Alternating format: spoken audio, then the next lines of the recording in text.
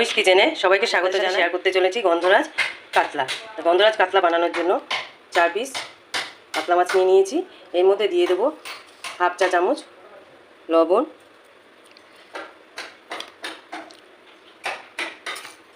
আর দিয়ে দেবো গন্ধরাজ লেবুর জেসটা। আমি এই জেসটা যখন কুড়াবো তখন এই সাদা অংশটা বেরোবে না। আপনারা সবসময় খেয়াল রাখবেন লেবুর যে সাদা অংশটা যেন না বেরোয়, তাহলে মাখলে তিতো হয়ে যেতে পারে। দেখা দেখা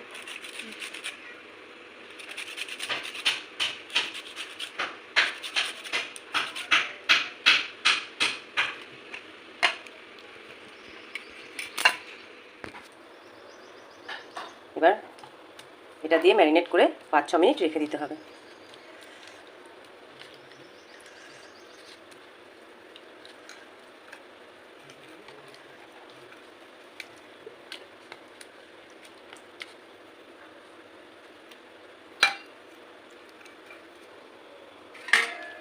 পাঁচ ছ মিনিট থাক। এবার এদিকে আমি মশলাটা করে নিই। মশলা করার জন্য কাজু বাদাম, কাঁচা লঙ্কা, যাতে পেস্টটা একটু ভারী হয়।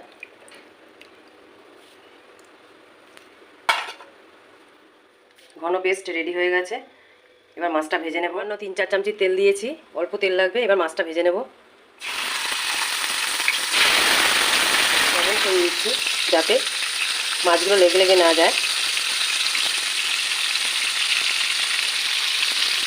লো ফ্লেমে রেখে হালকা লাল হয়ে গেলে তুলে নিতে হবে। খুব বেশি ডিপ করে মাছটা ভাজা যাবে না।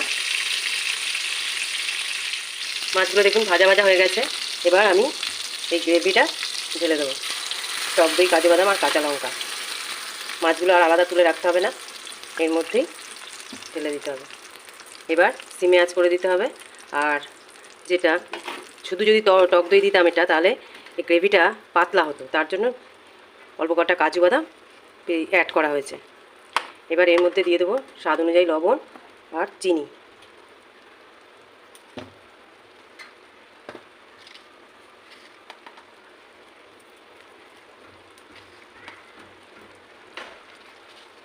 চিনিটা দিচ্ছি যাতে টক দইয়ের স্বাদটা টক না লাগে, স্বাদটা ভালো হয়। টক দইয়ের ব্যালেন্সটা ঠিক করার জন্য, টক দইয়ের ব্যালেন্সটা ঠিক রাখার জন্য আমি চিনি দিলাম।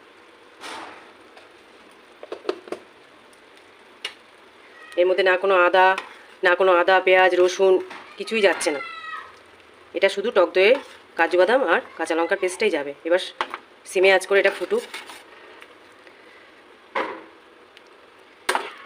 বাচ্চাদের সবচেয়ে প্রিয়, যারা মাছ খায় না, যেসব বাচ্চারা, এইটা যদি করে তাদেরকে দেওয়া যায় গরম ভাতের সাথে, তারা খুবই ভালো খাবে এটা। আমার মেয়েও মাছ খেতে চায় না একদমই। সবজি পাতি সবই খায়, সমস্ত রকম সবজি খায়, কিন্তু মাছ মাংসটাই খায় না। তার জন্য আমার মাঝে মাঝে এরকমভাবে রান্না করে ওকে খাওয়াতে হয় যাতে ও খায়। এক সময় পকোড়া বানিয়েও দিই মাছের।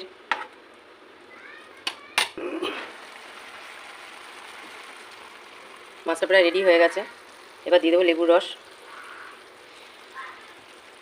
এটাতে খালি গন্ধরাজ লেবুই যাবে, কারণ গন্ধরাজ লেবুর গন্ধটা খুব সুন্দর।